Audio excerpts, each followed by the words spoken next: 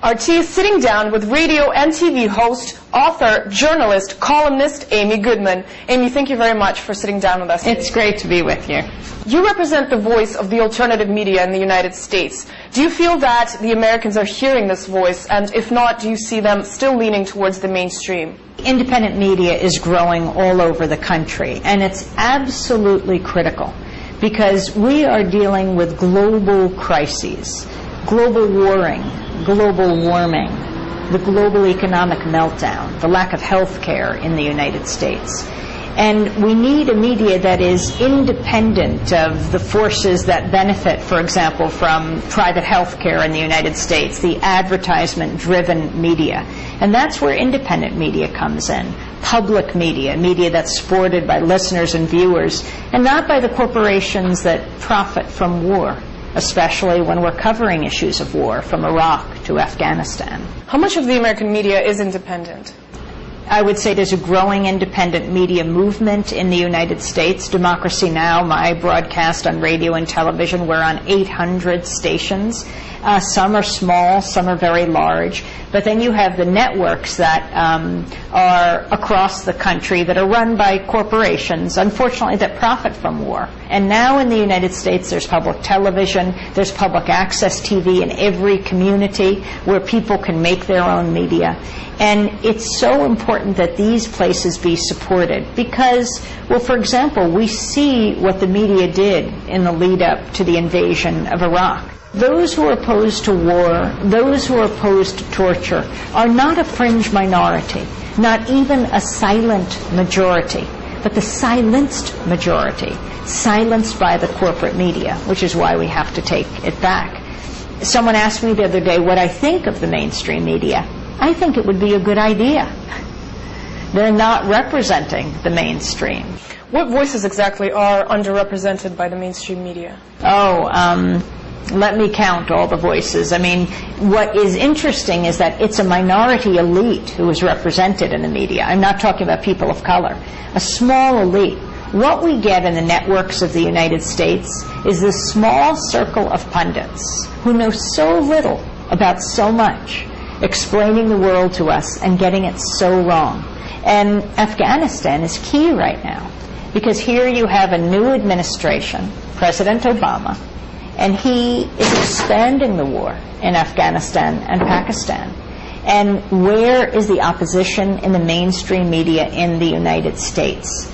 So who should the American people trust? Who should they turn to for the truth? What sources of information? First and foremost, a diversity of information. Radio, television, internet, newspapers, books. They seem to be dying out, yet so important to understand the richness, the history, the culture, people from different places, from different generations, different centuries. And independent is what's important, looking at who owns the media. In the United States, the corporate media is owned by a handful of corporations. So you'll see hundreds of cable channels, but very often they're all owned by the same corporations. You know, I also often talk about a free media, but I think it's very important to talk about freeing the media. Do you think there's a war going on between the alternative and the mainstream media?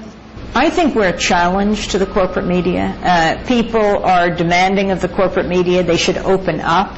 I see the independent media as a huge kitchen table that stretches across the globe, that we all sit around and debate and discuss the most important issues of the day, war and peace, life and death. And anything less than that is a disservice to a democratic society. I think the corporate media is influenced by independent media, and especially with the Internet, so many people turning to the Internet. They no longer can be the gatekeepers of all information, just protecting the status quo. Let's focus on Afghanistan, relocating more troops and efforts there. What is your position? Is this a good idea or a bad idea? Well, I think the key here is that the media has to provide a forum for a robust debate about this issue. I was flying from Dearborn, Michigan recently, and I happened to sit next to a military consultant who was headed to the military town of Huntsville, Alabama. And we were talking about the economy, and then I said, well, you must be doing very well because the war is expanding. He said, yes, we are. And I said, and how do you feel about that? He said, I'm puzzled, I'm baffled.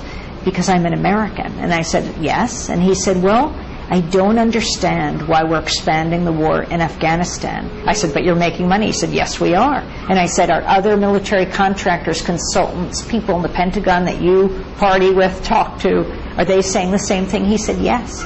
Then where are those voices? Do you think it's normal for the U.S. government to be injecting billions of dollars into its defense budget when millions of people are going through an extremely hard time? Well, this is the critical issue right now. I mean, we are going through a massive global crisis.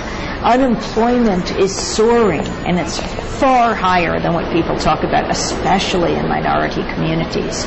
And yet, we're pouring money into the war machine. Wall Street is being bailed out to the tune of, well, over $1 trillion ultimately. And who is it done on the backs of? The poorest people in the United States. Covering the work of the new administration, President Barack Obama, do you think the mainstream media is doing a decent job in telling the American people everything they need to know? The media has reached an all-time low, every which way. I mean, I think the embedding process has helped bring it there. You know what I mean? Reporters embedded in the front lines of troops in places like Iraq and Afghanistan. You know, what do you get from that perspective? You are sleeping with the troops, eating with the troops. Your life is in their hands. I'm not saying these journalists aren't brave, but you're looking at the conflict from the trigger end of the gun. And the problem isn't only embedding in the front lines of troops, it's also embedding in the establishment in Washington. I mean, you see these reporters at the White House press conferences all too often enjoying what I call the access of evil. That's trading truth for access. And that's unacceptable. Politicians need journalists far more than journalists need politicians. You were arrested last summer at the Republican National Convention. What does that tell you about the state of democracy and the freedom of press? Oh, it wasn't only me, and it's a very serious issue. Rather than just talking about a free media, we now have to talk about freeing the media. There were more than 40 journalists who were arrested in St. Paul covering the Republican convention. Our coverage was called Breaking with Convention, War, Peace, and the Presidency, from the streets to the suites to the convention floor. You know, the story is not just the orchestrated message on the convention floor of either the Democrats or the Republicans. You got to get out there on the streets. Democracy is a messy thing, and we're supposed to cover it all. They twisted my arms back, slapped my hands with the rigid handcuffs, pushed me up against the wall and then onto the ground. Within seconds, I was arrested. And I was saying to the police, you see, we are reporters, this is unacceptable. Whereupon the Secret Service came and gripped the credentials from around our necks. I was taken to the police garage where the protest cages were set up. But the YouTube video of our arrests went viral. It was the most watched video on YouTube for the first 2 days of the convention. That's what freed us. Thousands of people were writing and calling and faxing and tweeting, doing everything to get us out, and that freed us. Why do you think this kind of thing is going on in the United States, the beacon of democracy? We always have to be very vigilant, and that's what the press is. No, it's absolutely critical that we be able to function. In this high-tech digital age with high-definition television and digital radio, still all we ever get is ever more static.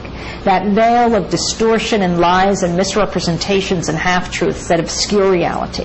When what we need is the media to give us the dictionary definition of static.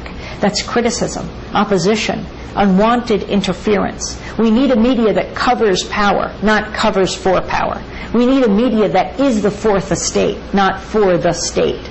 And we need a media that covers the movements that create static and make history. Is America seeing more transparency from the new presidential administration than from the previous one? What we're seeing is a closing down of information, and that's frightening. The trend is going the other way. And we've come out of years of a secret government, of a government that's really tried to keep secrets so much. For years, people have felt that they've been hitting their head against a brick wall. And now that wall is a door, and the door is open a crack. And the question is whether it will be kicked open or slammed shut. That's the issue now.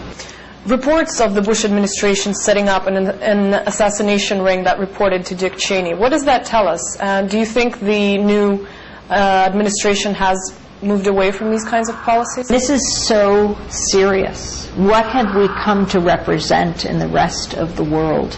I think most Americans don't realize this because the media doesn't talk about it very much. President Obama's approach is to say we have to look forward, not look back. That is very dangerous. It's an interesting idea about criminal justice in America. Do you open all the prisons? Do you abolish prisons? Let's look forward, not look back. Amy Goodman, thank you very much for your time with us today. Thank you.